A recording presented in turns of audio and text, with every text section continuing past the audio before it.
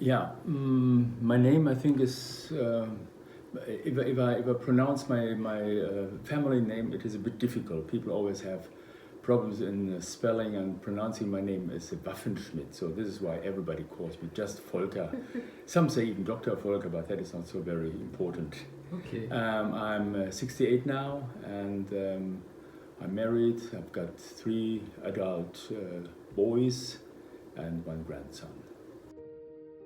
We are now at Gosner Mission headquarters in Berlin, which is right in the center of Berlin, and we are sharing this the offices together with the Berlin Mission Society. We are cooperating with them very closely, but we have our own offices here on the 4th floor, just on top of the building.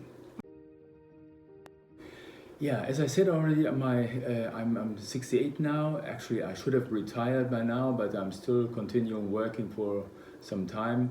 When I started, I studied agriculture in the very beginning, with focus on livestock especially, and within livestock on tropical agriculture in general. So this is why Africa has always been my focus from the very beginning. From when I started studying, I always wanted to get some more experience and be exposed to another continent, and the other continent for Europeans is Africa. So this is why I was aiming at that, and this is what I did actually. I was working in Namibia for a year, then later on I was in Zambia, in the northern part, in Kasama, working for German Development Service at that time for 3.5 years. And now since more than 16 years now for Gosner Mission, again, Zambia. Wow. That is my first love, I would say.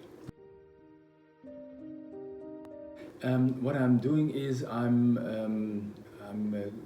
mainly communicating with our partners, and that is in Zambia and in Uganda. In Zambia we have 2 partners, that is Kaluli Development Foundation, which is our longest standing partner, actually in southern Zambia, and the United Church of Zambia is the other one.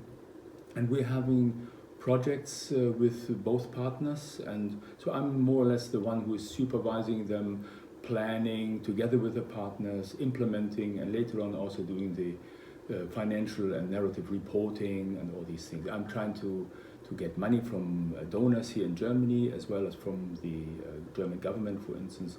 So application writing is the other main task for me.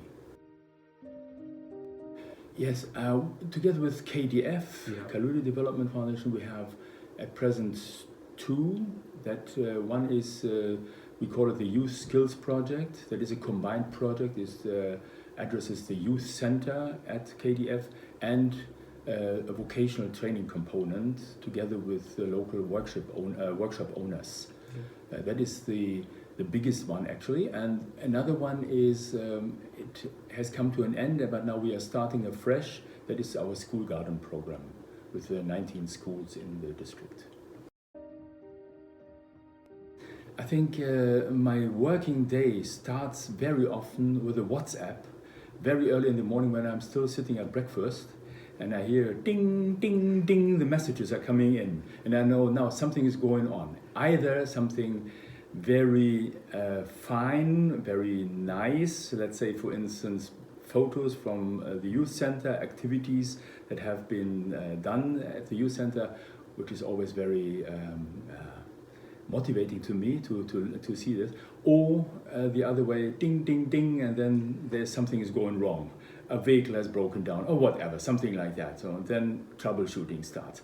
But this is the exception, I would say.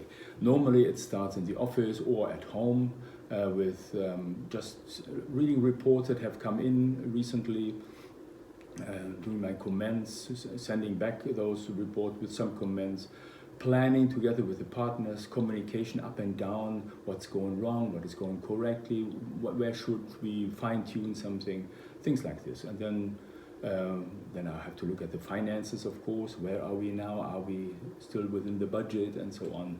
And once in a while I have to send or write a new application to one of our donors here, so to get some more funding. So that is also a major part of my work. The rewarding part, which you have mentioned, the rewarding part is when, for instance, like now, I'm just coming back from Zambia, and the rewarding part is when I see the people there, and when I see their enthusiasm, and I see their commitment, and I see how they are hard working on the ground with almost nothing in their hands, but still very, very committed to the work they are doing. And then I look into their faces and I think, it's worth doing all this. It's really worth doing. The history is a very long one, actually. If you could turn this camera a bit around, you could see up there next to the window a sculpture. That is the founder of Gosner Mission. His name was Johannes Evangelista Gosner. He was born a little bit more than 250 years ago. And so he was the founder. He was the one who sent the first missionaries out to various countries, and it was mainly not theologians that he sent, not pastors, but craftsmen, like carpenters or electricians. There were no electricians at that time, but farmers, so people who could make their own living from their hands, and at the same time live together with the people, spread the gospel, but also work with their own hands. So it was not like theory, not only preaching, but also working with their hands and trying to assist the people and to work together with them.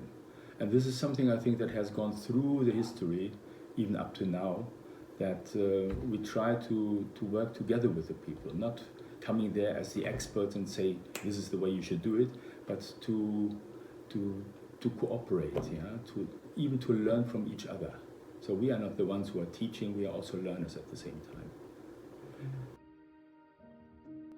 How did I join? I think that was in the time when I was in Zambia.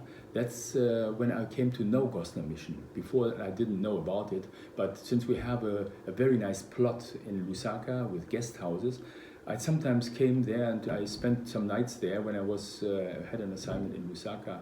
And from there I knew a little bit about Gosner Mission. And when I returned to Germany, that's when I tried to contact them. What exactly are you doing in Zambia? And since then I'm cooperating with them. I will not miss anything in the office, because office work is boring everywhere. It's the same whether you are in Germany or in Zambia. But what I will miss definitely is the people that I've come to learn about. My friends in Zambia, my friends in Uganda as well, the ones that I met so often now within the past 16 years. Some of them have become friends to me, and so to know that I'll probably not see them again, or maybe once or twice, but that's it. That is something that is a bit, making me a bit sad.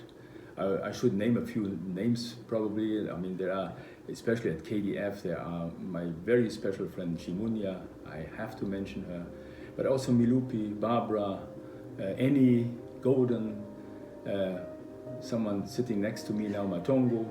I think there are quite a number. At UCZ it is Mabel and her husband Maven. So there are quite a number of people who I really will miss. And but that is life. Sorry. We stay in contact. I will keep you in my hearts and in my prayers all the time. And to say goodbye does not mean that we have really to say goodbye. And as Christians, we know that we will see each other again. Definitely. That is what I believe deeply.